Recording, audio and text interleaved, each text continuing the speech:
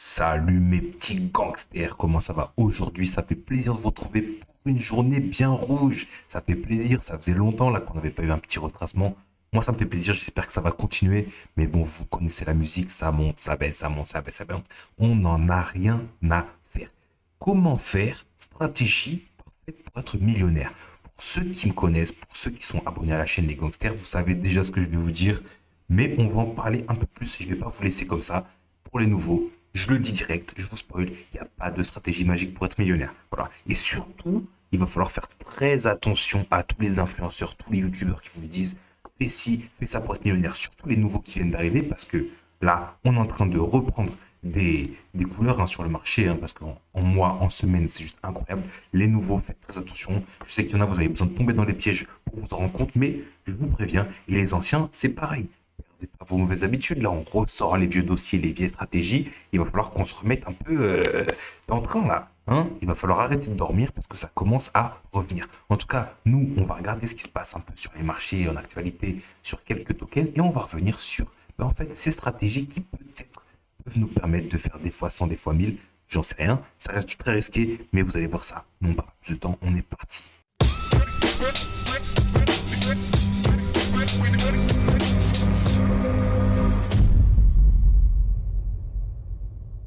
Petites actus vite fait avant de commencer, le listing d'Ordinal sur Binance. Donc le token Ordic nous fait un peu 54% pardon, parce qu'il s'est fait lister sur Binance. Donc n'oubliez pas, quand vous voulez faire de gros gains, c'est pas sur Binance, c'est pas sur les exchanges que vous allez faire. Vous savez, ici on n'est pas très exchange, même si des fois ça peut être utile, mais surtout il va falloir les choper avant, parce que si vous arrivez à choper un token et qu'il est listé sur Binance, et bien vous prenez le pump en plus. Donc vraiment, n'oubliez pas ça. Ça, c'est la première arme, le premier outil.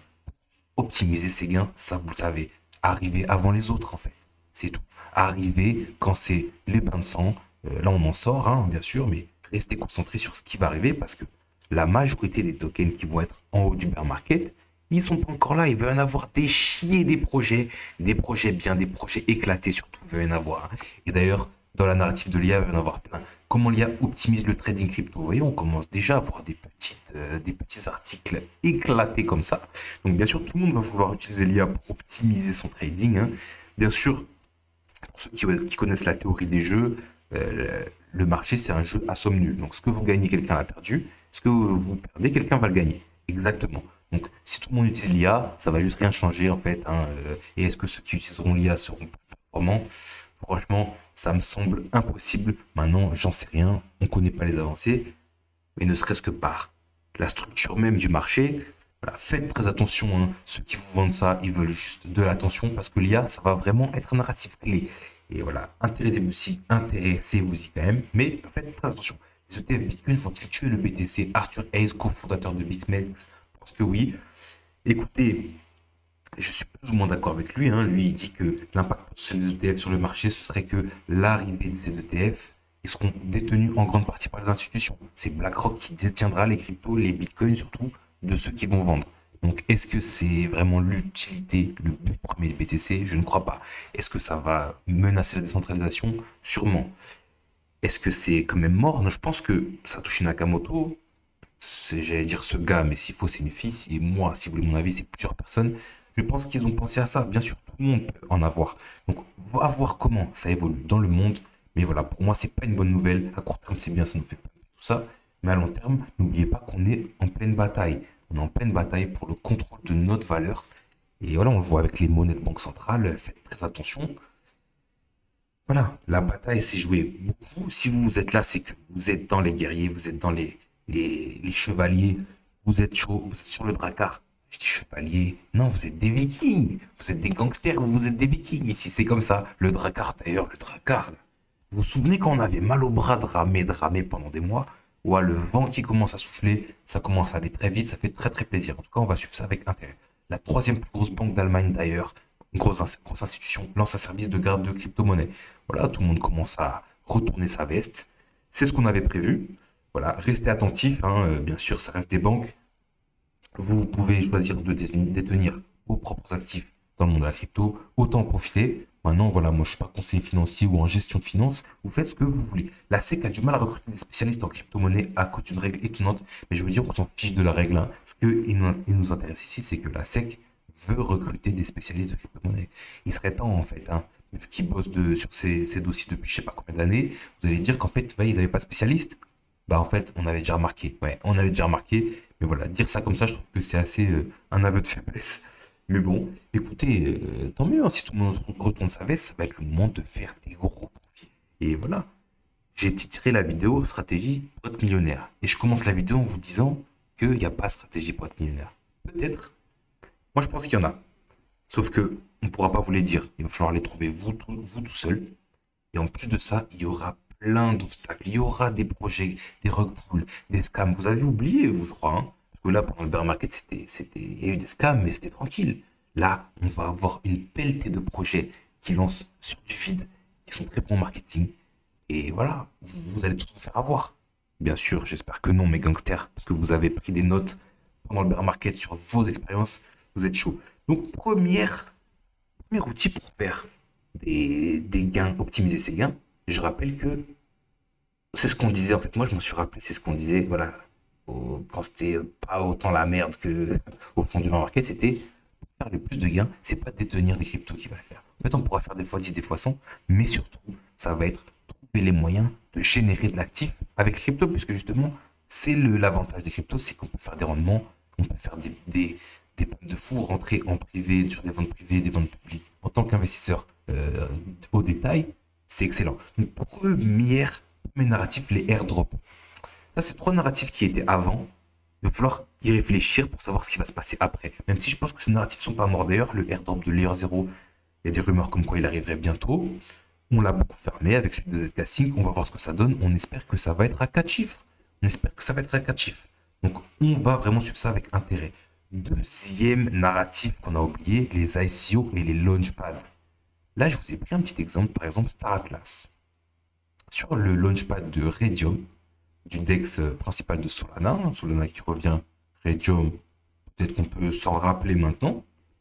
Le Atlas, vous l'aviez à 0,0013 USDC. Et là, aujourd'hui, il est où? J'ai regardé tout à l'heure. Aujourd'hui, donc au plus bas, il est 2 fois plus cher, quasiment 2 fois plus cher. Il faut savoir que le bordel, il est allé, là on n'a pas tout l'historique, mais il est allé aux 20 centimes. Donc en fait, vous faites x 200. Vous faites x 200 sur un ICO. Donc je pense que ça va être très très rare les ICO qui vont faire des x 200. Bon, après, j'en sais rien, il va y avoir peut-être des folies comme on a vu au dernier bear market. Mais n'oubliez pas, les ICO, les launchpads, beaucoup de scams, mais il y en a certains qui font des performances de fou. Donc si en un jour, vous prenez un peu, en une semaine, vous faites x 200, imaginez le multiplicateur de dingue qui peut vous attendre. Donc voilà, restez attentifs. Troisième narratif, la DeFi. La DeFi, on avait vu des APY à 6 chiffres, c'était n'importe quoi, du 100, 1000% par an. Et ce qui arrivait au début, eh bien, il faisait x3 sur chaque protocole. Après, le truc, il s'effondrait, hein, bien sûr, tout s'est effondré. Mais il faisait des x3 sur chaque protocole. Et si vous le faites 10 fois, bien, vous avez fait x200, voire plus. Parce que 10 fois x3, c'est 3 puissance 10. Voilà, faites le calcul, voyez ce que ça peut vous donner si vous êtes malin. Donc, bien sûr, la majorité des gens, ils ont perdu leur argent. La majorité des gens vont perdre leur argent. Mais si vous êtes malin, vous pouvez essayer de vous en sortir peut-être un peu. Voilà. À voir. Gardez ça en tête. Et pour moi, le narratif que je joue le plus, et il y en aura d'autres, hein, mais celui que je joue maintenant, on est en glissement, c'est le play to earn.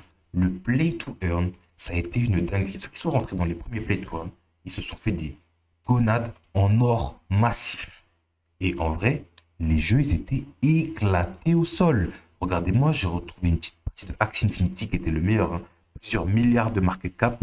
Regardez-moi ce truc flingué. Et j'y ai joué, hein. C'est sympathique, mais, enfin, je sais pas, c'est du paint, quoi. Voilà, il y a des petites cartes sympas, mais il n'y a rien du tout. Et est-ce que je vous ai montré Illuvium, Star Atlas, Aurori? Franchement, on peut vraiment exploser les stats. Donc, je vous laisse faire vos stratégies, hein, mais moi, le play to earn, Ça a payé. D'ailleurs, on a vu Illuvium qui a fait un pump incroyable. Vous m'avez dit, t'en as pas parlé, mais je vais pas parler des tokens qui pump à chaque fois qu'on pump. Même au bear market, on se faisait des profits. Donc ça fait du bien de crier victoire, mais moi je l'attends beaucoup plus haut, Illuvium, hein. Là, il retrace, tant mieux, qui consolide, qui revienne même un peu en bas, même au plus bas, je m'en fiche parce que pour moi, dans un an, le truc, il est dans les étoiles. Ce n'est que mon avis, mais bon. D'ailleurs, le Solana, hein, qui s'arrête pas sur une semaine, on a vraiment des belles perfs, hein. Sachant que sur le mois, on était vraiment à fond. La semaine, on ne s'est pas arrêté. On avait fait un pic, on était revenu, et voilà, on est en train de revenir. Est-ce qu'on va taper contre la résistance et descendre? Moi, j'en sais rien. Je ne suis pas analyste technique, hein, je vous dis. Moi, je suis plutôt dans l'écosystème, le game, la géopolitique, etc. Tout ce qui font vraiment bouger les marchés, à mon sens. Du coup, Aurori qui nous fait un petit 12% sur cette semaine. Mais écoutez, ça fait plaisir, hein. D'ailleurs, au mois, il nous fait un petit 40%. Voilà, ça fait très très plaisir, Aurori. Un des meilleurs jeux. Allez tester, j'ai mis le lien en description. C'est juste une folie, ça arrive très très fort. Ils sont arrivés pendant le bear market et ils ont continué à bosser tout le long du bear market. Donc pour moi, ça, c'est gagné. Theta, je voulais vous en parler aujourd'hui. Cette semaine, il a fait plus 18%. Ce mois-ci, plus 30%. Ben, écoutez, ça fait plaisir. On arrête nos DCA, donc on va avoir de l'argent pour, je sais pas, peut-être acheter à manger, des petits restos sympas, ou faire des voyages, ou faire un petit bag. Si un retracement, je pense ça va. Comme ça, je dis rien. Synthetix plus 20% en un mois, pour moi, c'est rien du tout. Il est peut-être toujours temps d'acheter. Regardez-moi, sur un an, on est toujours dans ce range. Synthetix, actif synthétique sur la blockchain, en semi-tokenisation, en gros. Pour moi, c'est une dinguerie.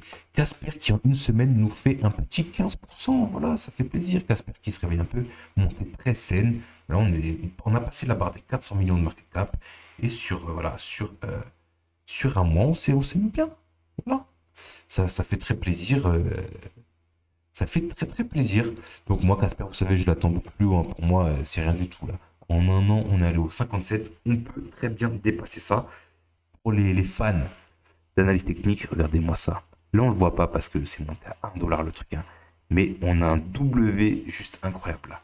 W parce que Casper, quand même, s'est vraiment tenu. Pam, pam, pam. Là, on peut vraiment exploser. Mais j'en sais rien, hein. Vous savez que c'est un token que je kiffe. Mais pour moi, c'est du long terme. Je le joue très, très long terme.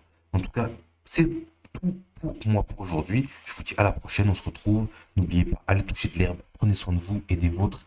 Et voilà, à la prochaine. Ciao.